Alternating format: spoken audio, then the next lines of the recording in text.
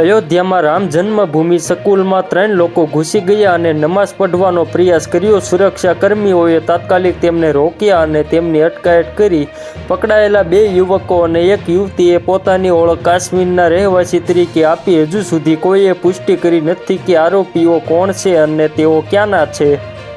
પ્રત્યક્ષદર્શીઓના જણાવ્યા અનુસાર ત્રણેય શંકાસ્પદ વર્તન કરી રહ્યા હતા। પૂછપરછ કરવામાં આવી રહી છે કે તેઓ અયોધ્યા કેમ આવ્યા હતા। યુવક અને યુવતી રામ મંદિરના ગેટ 1 થી પ્રવેશ્યા। ત્યારબાદ યુવક સીતા રસોઈ પાસે નમાઝ પઢવા બેઠો। પોલીસે તેને આમ કરતા જોતા જ તેની અટકાયત કરી લીધી। તે યુવકે કાશ્મીરી પોશાક પહેર્યો હતો। એક પુરુષની ઓળખ કાશ્મીરના શોપિયાના રહેવાસી અબુ અહેમદ શેખ તરીકે થઈ છે।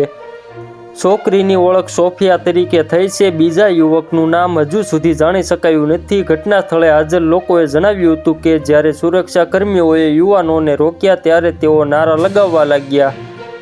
ઘટનાની માહિતી મળતા જ ગુપ્તચર એજન્સીઓ, સ્થાનિક પોલીસ અને વરિષ્ઠ વહીવટી અધિકારીઓએ તાત્કાલિક સક્રિય થઈ ગયા હતા।